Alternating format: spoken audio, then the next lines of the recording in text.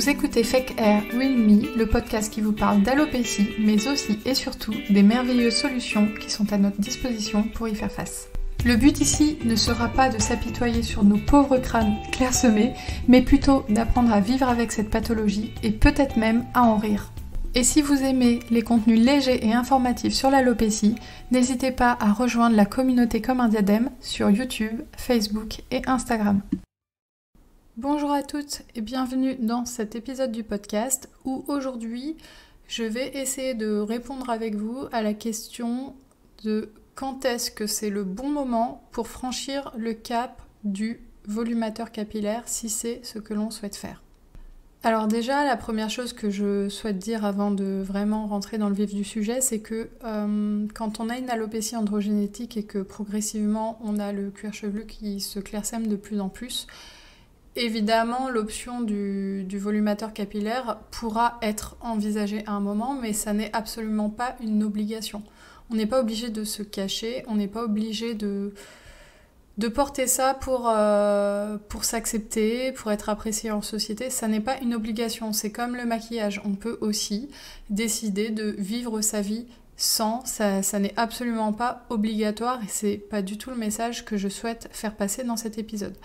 Maintenant, je sais aussi que l'alopécie androgénétique, ça peut être très très compliqué à vivre puisque je vis moi-même cette pathologie, donc je suis moi-même passée au complément capillaire quand j'avais 30 ans.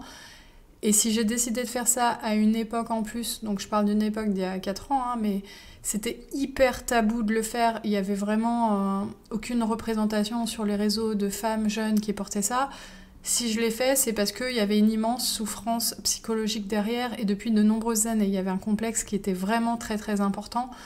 Donc je sais aussi qu'on est beaucoup de femmes à avoir besoin de ça pour se reconstruire et se sentir mieux. Et donc justement, la question de quand est-ce que c'est le bon moment de passer au volumateur capillaire, c'est une vraie question et c'est d'ailleurs une question qu'on me pose souvent sur les réseaux. Je peux avoir des femmes qui viennent me voir, qui m'envoient des photos de leurs cheveux, enfin des photos d'elles, et qui me disent « Qu'est-ce que tu en penses ? Est-ce que c'est le bon moment pour passer au volumateur capillaire ou est-ce que c'est pas le moment et il vaut mieux attendre plus tard ?» En fait, le bon moment pour passer au volumateur capillaire, ça va vraiment pas forcément dépendre de votre alopécie.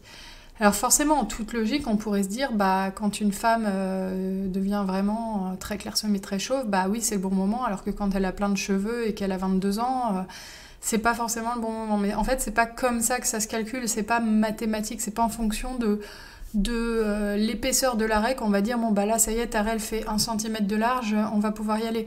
C'est pas comme ça que ça se décide, en fait. En fait, ça va plutôt se décider en fonction de votre état d'esprit.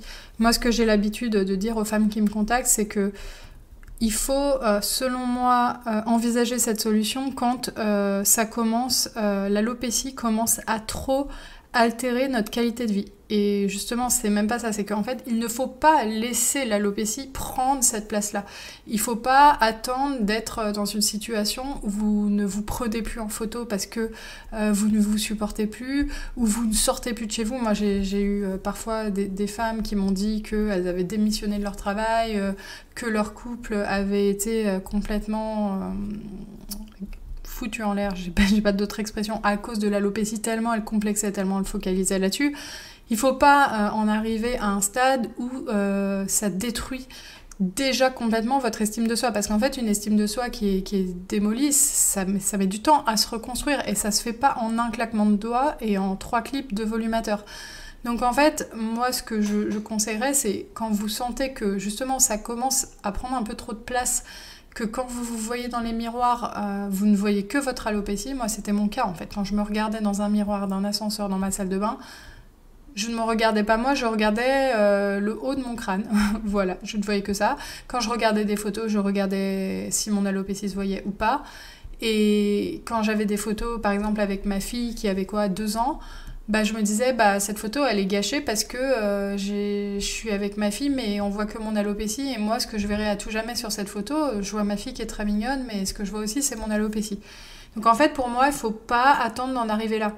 Parce qu'en fait, quand vous en êtes arrivé là, c'est déjà que vous souffrez depuis longtemps. Et en fait, on a des solutions à notre disposition qui font qu'on n'est pas obligé de souffrir Donc, je suis pas venue ici pour souffrir, ok? Donc on a des solutions, il vaut mieux les envisager avant. Et c'est vrai que si moi, j'avais su que ça pouvait faire aussi naturel et tout, si j'avais pas eu aussi une certaine réticence de mes proches, avec le recul, j'y serais passée bien plus tôt, peut-être 2-3 ans avant. Pas forcément avant ça, parce que mon alopécie était diagnostiquée à l'âge de 20 ans, moi j'y suis passée au complément à 30 ans.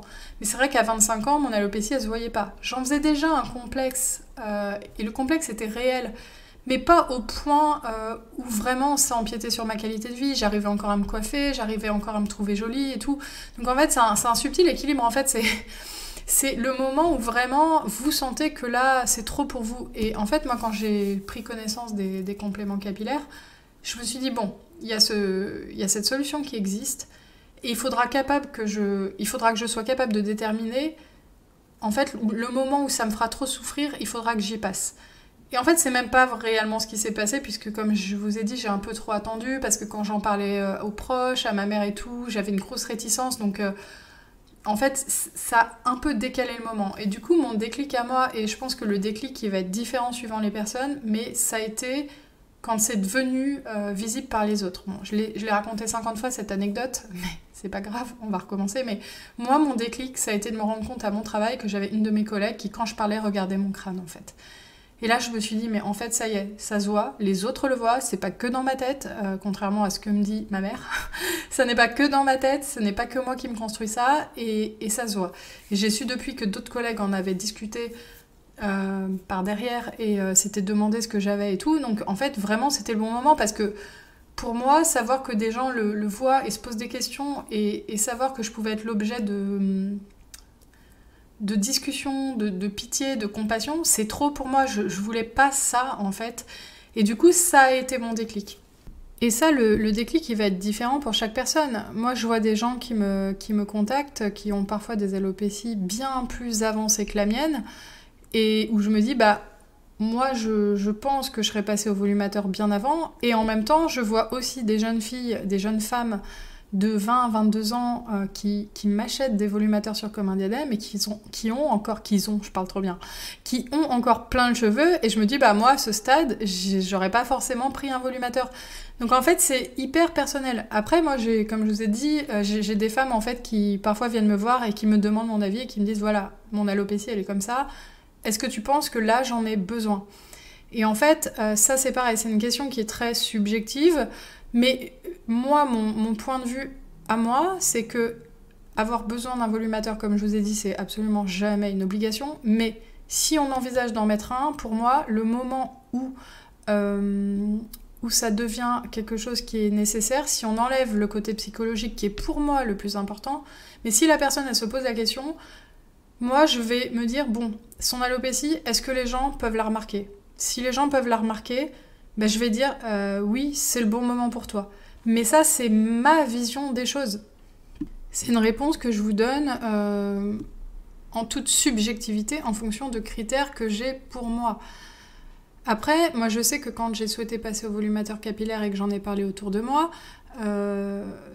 ce qu'on me répondait, c'était « mais t'as pas besoin de ça, t'es pas chauve ». En fait, je vois ce qu'il voulait dire, parce qu'évidemment, de toute façon, quand on est complètement chauve, on peut même plus clipper un volumateur, mais en fait, il y a une catégorie de gens qui vont se dire le moment de passer au volumateur, c'est quand tu es tellement clairsemé que tu choques tout le monde, parce que là, les gens vont dire « oui, c'est le moment, oui, tu perds tes cheveux ». Mais en fait, pour moi, ça, c'est pas que c'est pas le bon moment, mais en fait, quand une femme en arrive à être à ce stade-là, souvent, elle souffre depuis 15 ans. Et elle est l'objet du regard plus ou moins négatif des gens depuis 15 ans. Donc en fait, pour moi, il faut pas forcément attendre d'être à un stade où tout le monde va se dire « ah oui, ok, elle a besoin d'un volumateur » pour passer au volumateur.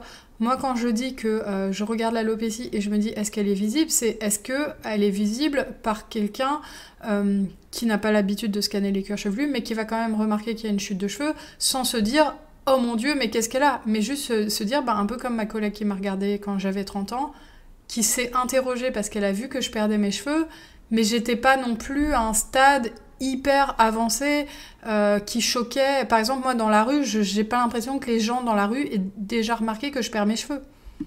Donc j'ai pas une alopécie qui, dans la rue, on va dire, ou au supermarché par exemple, les gens qui me côtoient pas beaucoup, la caissière et tout, je pense pas que eux, ça les choque. Par contre, des gens qui ont l'habitude de me voir tous les jours, qui me connaissent et qui me côtoient, vont se dire, bah ouais, il y a un problème de chute de cheveux. Ils vont pas forcément me le dire, mais moi je vais le ressentir dans des regards en fait. Et encore, pas tout le temps, parce que il y a d'autres collègues qui l'avaient remarqué, et elles en ont parlé un jour, parce que je l'ai su ensuite, et j'avais jamais vu qu'elles avaient remarqué mon alopécie. Donc il y a aussi des gens qui sont discrets et qui se posent des questions, et ça ne se voit pas sur leur visage qu'ils sont en train de se poser une question, comme ma jeune collègue qui vraiment, je lisais dans ses pensées, ça se voyait, elle s'interrogeait, elle fronçait les sourcils, elle était en train de se dire mais qu'est-ce qu'elle a ?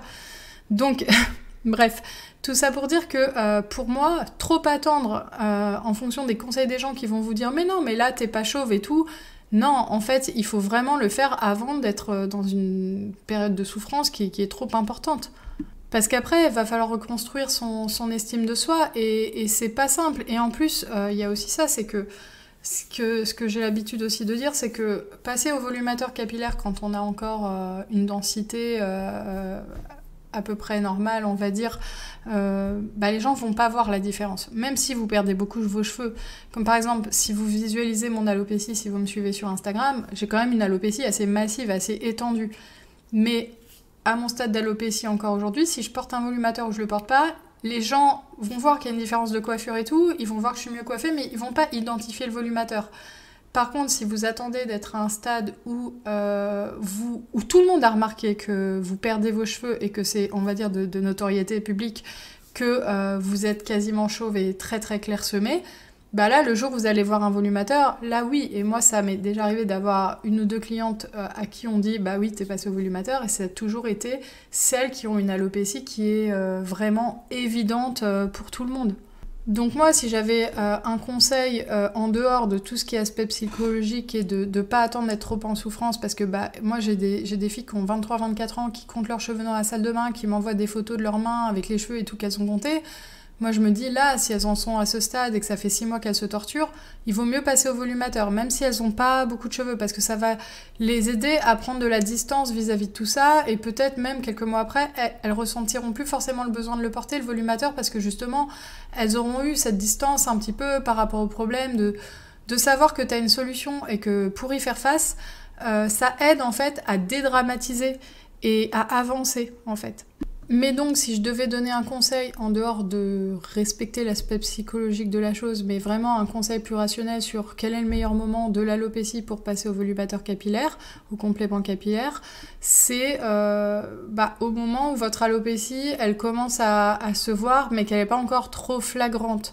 Parce que vous allez passer au complément, ça va se faire tout seul, ça va vous rajouter un petit peu une densité de cheveux, mais les gens vont pas remarquer la période de transition, alors que si vous êtes vraiment très très très clairsemé, complètement quasi chauve, en dehors en plus du fait que ça fera déjà 10 ans que vous en souffrez, ça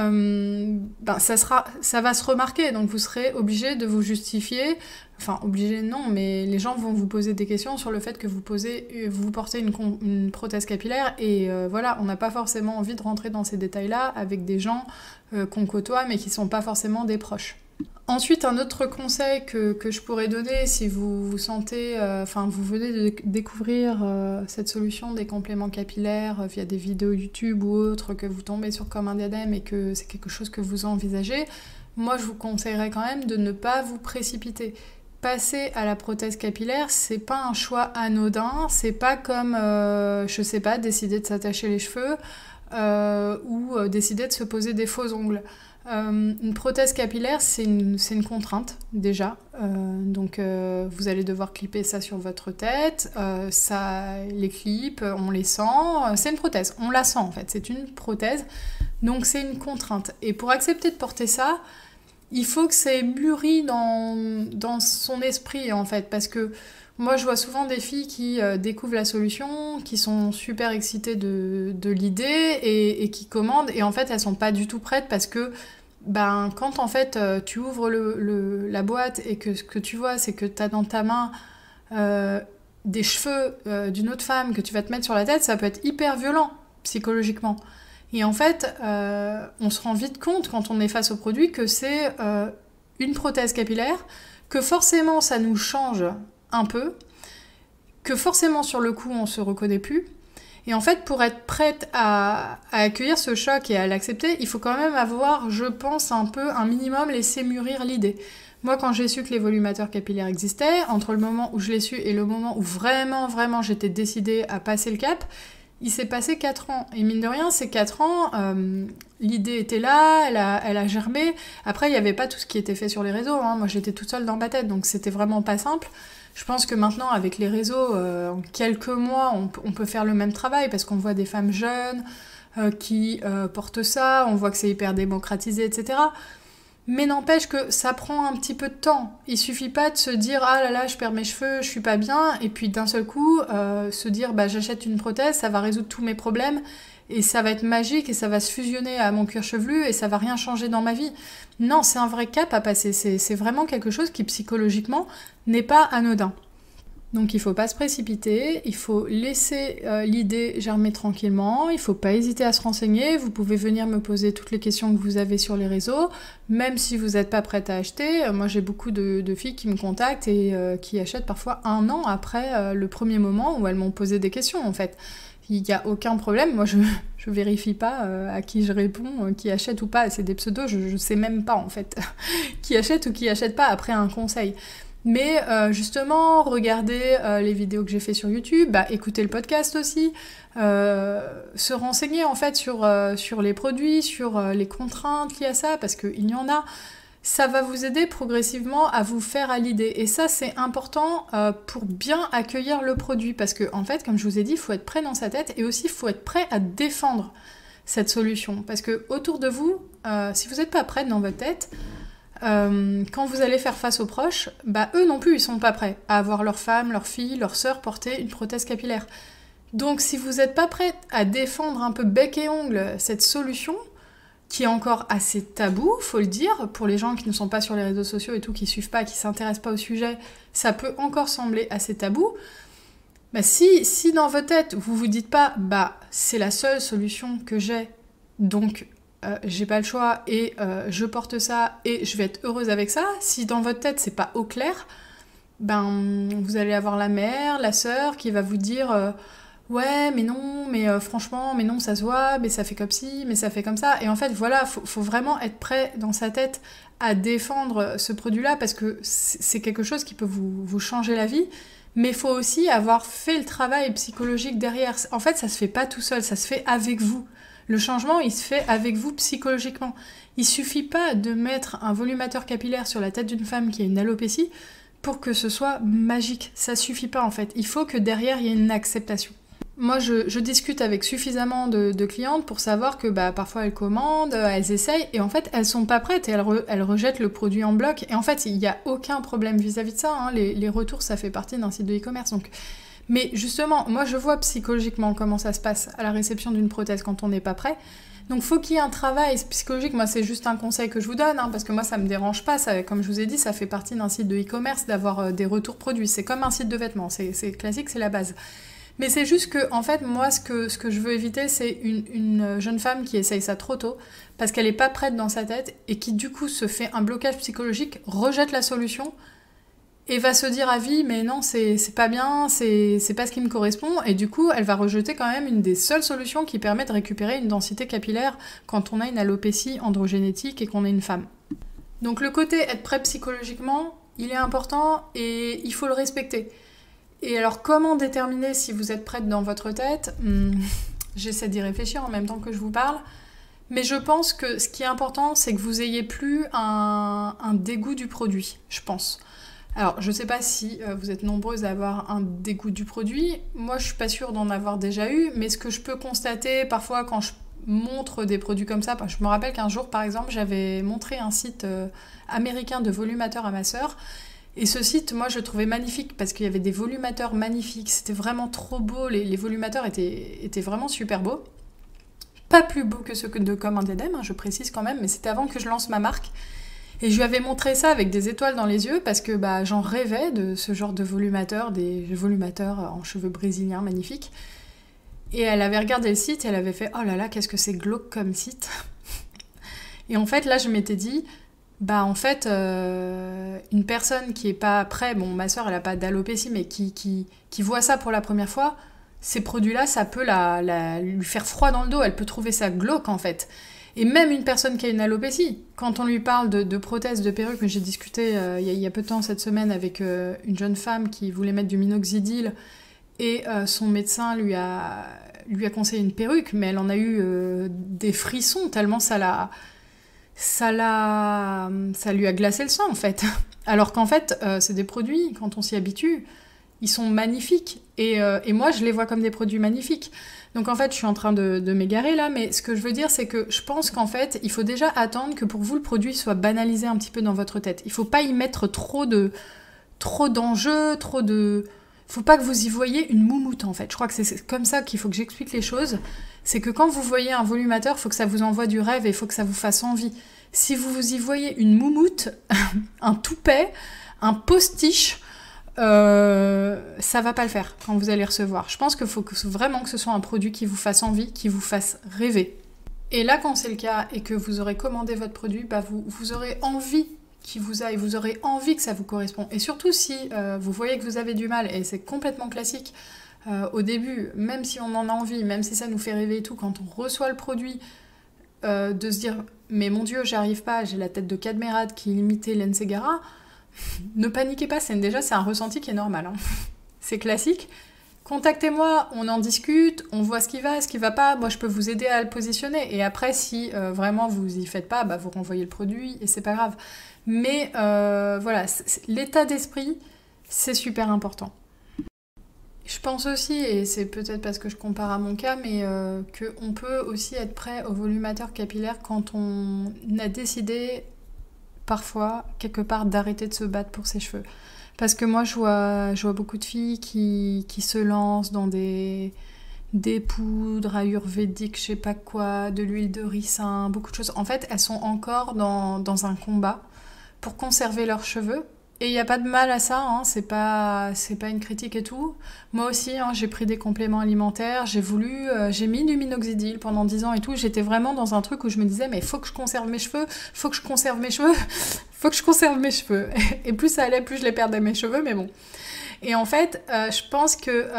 et ça, c'est ma vision des choses, parce que je sais qu'il y a des femmes qui mettent un volumateur capillaire et qui pourtant continuent à faire ce genre de choses. Mais moi, mon vécu par rapport à l'alopécie, c'est que moi, il a fallu que j'accepte mon alopécie pour me dire, bon ça y est, tes cheveux, voilà, arrête de te battre, ça sert à rien, c'est un processus physiologique où en gros, ça va être compliqué de lutter contre, c'est un peu comme le vieillissement de la peau, quoi. Je veux dire, on peut se mettre des crèmes, on peut se badigeonner, on peut faire tout ce qu'on veut, mais quand même, on vieillit et on n'y peut rien. L'alopécie androgénétique, c'est pareil, c'est les bulbes des follicules pileux qui se reproduisent un peu trop vite, donc lutter contre ça, il y a des médicaments, hein, il y a des traitements hormonaux, il y a le minoxidil, etc. Mais n'empêche que, globalement, l'alopécie, elle va pas en s'arrangeant avec l'âge. Et c'est assez difficile à stabiliser quand même. Et en fait, moi, il a fallu que je dépense beaucoup d'énergie dans le fait d'essayer de conserver mes cheveux pour, à un moment, en avoir marre et être vraiment dans une phase d'acceptation de l'alopécie. Et en fait, je pense que pour franchir le cap, il faut très souvent être un petit peu dans cette phase d'acceptation de l'alopécie, mais aussi d'acceptation de ces solutions qui sont pas toujours hyper glamour. Parce que oui, c'est glamour, c'est beau, un volumateur, une perruque quand on est habitué à l'idée. Mais quand on n'est pas habitué à l'idée, se dire qu'on va faire partie des femmes qui portent des postiches et des moumoutes, c'est pas hyper glam quand même. Enfin, je veux dire, on n'a pas rêvé de ça quand on avait 5 ans. Donc il y a quand même un état d'esprit d'acceptation de son alopécie et des solutions dans lequel je pense qu'il faut un minimum être pour être prêt à envisager et à passer le cap de ce genre de solution. Donc voilà, j'espère que cet épisode vous a plu et vous aura aider à vous aiguiller un petit peu si vous êtes encore dans une phase de découverte de ce type de solution et que vous vous posez beaucoup de questions. N'hésitez pas à venir me voir en privé sur Facebook, Instagram ou même à venir me poser des questions par mail sur le site de Comme un diadème. J'y répondrai avec plaisir, je prendrai tout le temps nécessaire pour répondre à vos interrogations. Et je vous dis à bientôt pour un prochain épisode du podcast.